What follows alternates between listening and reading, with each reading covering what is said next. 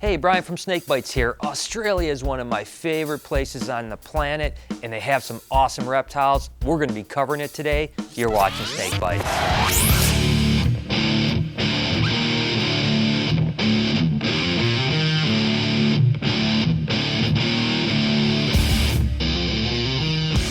A lot of times when people think about reptiles, the first thing that comes to mind is Australia. And for good reason. They have over 860 species of reptiles. Comparing that to North America at only 280 species, you can see why Australia is synonymous with reptiles. Not to mention, they have 7 out of 10 of the most deadly land snakes in existence. Of course, I don't keep venomous reptiles, but I do keep some Australian species. I want to show you what we keep in our collection. Starting off with the normal carpet pythons. These guys are coastal carpet pythons, and it was one of the first Australian snakes that I ever worked with. There's a whole bunch of localities, and unfortunately the carpet pythons in America are really generic carpet pythons. They're not locality. When I've been to Australia, it's really neat to see carpet pythons from specific localities and how different they look. But again, these coastals will get about 8 to 10 foot long and are really impressive animals. There's a whole bunch of different types of carpet pythons, and we only work with a few of those, but these jungle carpet pythons stay much smaller and are much darker with yellow markings. Some of these guys can get extremely beautiful. Now, the name carpet python came from the fact that the pattern on these snakes reminded people of the pattern on an oriental carpet. So today's show is all about Australian snakes, and I would really like to go to Australia someday, but I want to know, what kind of foreign country would you guys like to visit one day? Leave a comment below and let us know what you think. One of my favorite carpet pythons that I work with are Brittle's carpets. Now, these guys get pretty big. That's one of the things I really like about them. You can see how heavy bodied they are, but I also just really love the color of them. That rust color is just so beautiful. And what's really neat is as it gets down to the tail, it turns much darker, so it almost looks like 2 different types of snakes. And we work with a couple different varieties of Brittles. Let me show you. This is a striped variety, and basically the only difference between this and the normal bredli are the fact that they have a stripe down their dorsal. Now, this is an interesting mutation because it's actually something like a co-dominant in the sense that when you breed a stripe to a normal banded, you'll get about half the litter come out striped right off the bat. The last project in Brittle's carpets I want to show you is something that I'm super excited about. I call them hypo Brittles, but the truth is I've seen pictures of hypos down in Australia and they don't look anything like it. This is a weird animal. A few of these popped out of a clutch that I had last year, and to be honest with you, I have no idea what the genetics are behind them. I'm pretty excited to see where it goes, but as you can see, the top right here is really freckled out and very faded compared to a normal bredli, and their belly pattern is completely patternless, whereas a normal will have lots of black freckling all the way down its belly. Now, this male is big enough to breed some females to find out if it's co-dominant or if it's recessive. I'm not exactly sure where this project is going, but I tell you what, I'm pretty excited about it.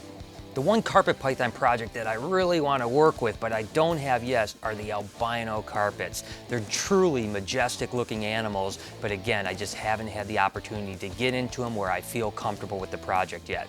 Probably one of my favorite Aussie pythons would be the Woma python. These guys are just incredibly placid. They have really cool patterns to them, and they're just really cool to work with. These are the type of animals that never really sit still. They're always looking around. It's almost like they're checking you out, thinking, what can I do next? But yet they rarely ever bite. And again, this is a pretty typical looking Woma here, and I have some that are really super bright. As you can see, it's just got really beautiful yellows, and the pattern is just incredible.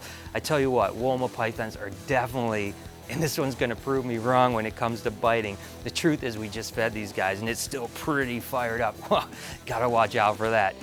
On the same ilk with Woma pythons, an animal I don't work with, but I hope I can eventually get into, are black-headed pythons that look a lot like a Woma, they just have a solid black head.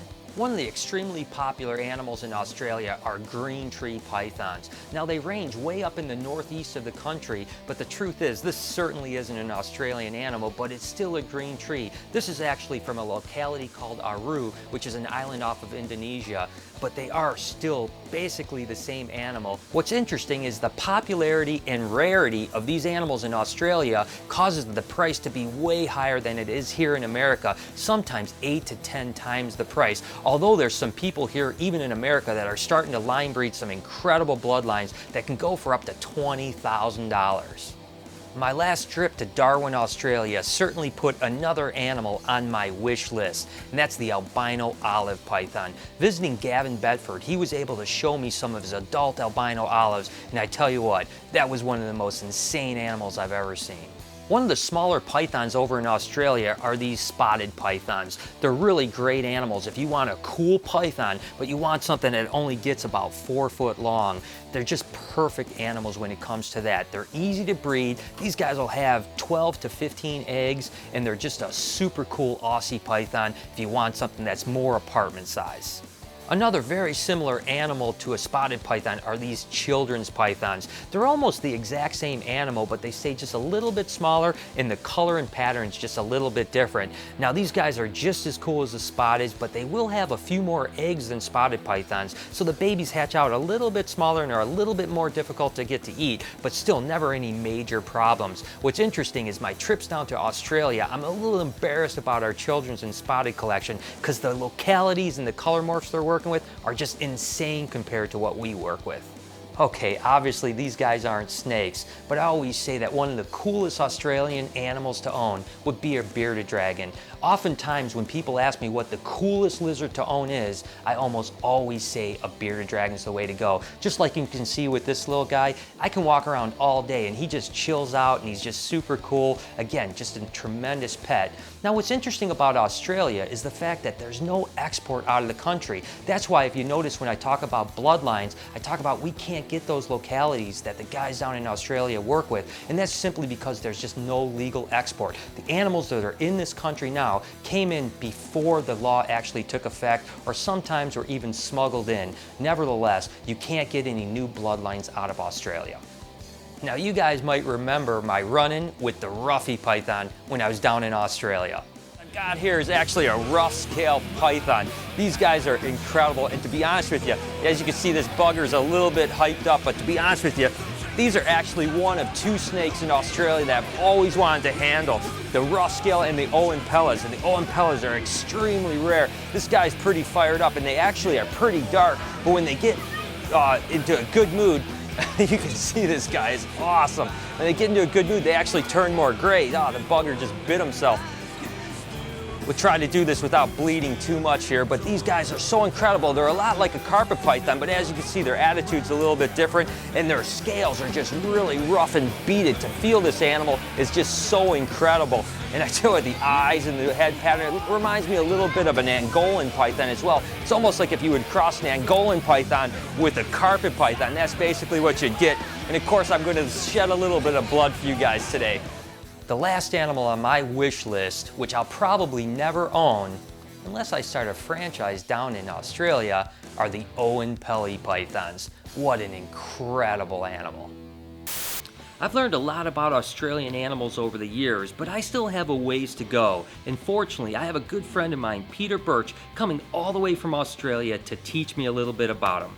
And me, being an ambassador of peace to the nation. We'll learn his Australian culture and the language so we can all get along. Just don't embarrass us. I probably will. How's the herp community going when it comes to mutations down in Australia? Well, in Australia at the moment there's only 3 well-known types of albino pythons. We're talking about the carpets, the olives, and now the spotted pythons. A lot of work's going into working with these particular animals, but more so they're starting to look at the morphs, which you guys seem to have done very well at. Over here we're talking reduced patterns, stripes, granites and stuff like that. So we're very basic animals that we're working with. All right, so you said albino, right? Albino. Albino. Albino. Albino. Albino, same thing, yeah. Let's go look at some other snakes. Pete, I know Foster's is Australian for beer, but what's Australian for Bacardi? Bacardi. Okay. What's Australian for water? Water. I thought you guys spoke a different language. You don't sound nothing like Arnold Schwarzenegger. No. He's Austrian. We're Australian. Whatever, you're weird. So tell me, Peter, you know, we have a handful of snakes here, obviously. What is the collection size like in Australia? I mean, what would be considered a big collection, a moderate collection? Well, usually once you reach 100 animals, people consider you to have a substantial collection.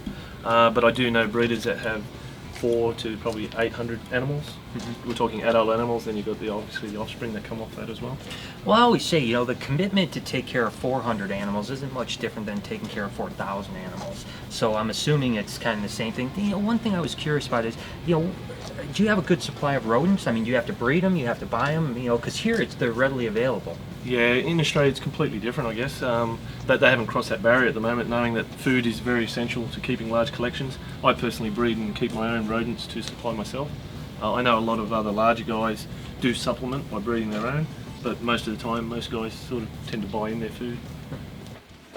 Pete, I think I'm understanding this thing. Is this a knife? Yeah, that's a knife. Yep. No. You're not getting this. Is this a knife? Yes, it's a knife. It's a knife. Maybe I was saying it too fast. Is this a knife? Yes, it's a knife, and I'm not saying the line. No way. Now this is a knife, Mike. I know that Australia has a higher rate of venomous snakes as opposed to non-venomous snakes, so it has to be a different way of approaching snakes in the wild. Like, say if you came across a king rat snake like this, you'd have to look at it a little bit different, right? Yeah, most definitely. In Australia, something with that head shape, the big head shields, you would definitely consider it to be venomous. Now, because you guys have so many venomous animals, are you able to keep them? I mean, it's just normal to keep this type of stuff? You are allowed to keep them, but there is a strict sort of degree of where you can and can't keep. In different states they have different rules and regulations, obviously. But they have a tiered system most of the time where they have slightly mildly venomous snakes working their way up to the really highly venomous snakes, which are the taipans and inland taipans. What would you say the percentage of people that kept venomous snakes? I mean, is it a big part of the reptile hobby? No, definitely not. I mean, there's guys that definitely do keep venomous snakes and they keep lots and lots of them. And then there's the python keepers. And very rarely you get people that sort of cross over that have dabbled with a few of the venomous snakes as well as a large quantity of pythons. I heard about this thing called the nipple cripple. What's that? That's where we get a lizard and we clamp them onto our nipples and just let them hang off your nipples and walk around. Can we use an alligator? Yeah, we can use that. Okay. It's close to a lizard. Yep.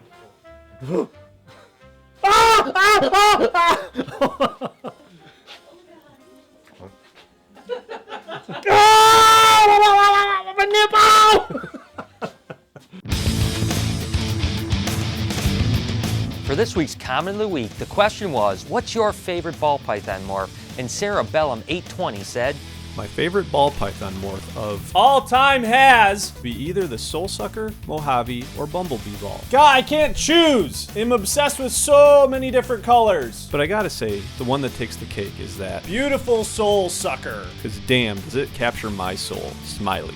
Yeah, I tell you what, you gotta watch out for those soul suckers because they will take your soul. I hope you guys enjoyed the show. Make sure to hit me up on Twitter at SnakeBytesTV and make sure to hashtag it #SaveMySnake. That's a new campaign on Twitter that we're running to help you guys raise the awareness of some of the reptile laws that are trying to be passed. Until next time, this has been Snake Bites.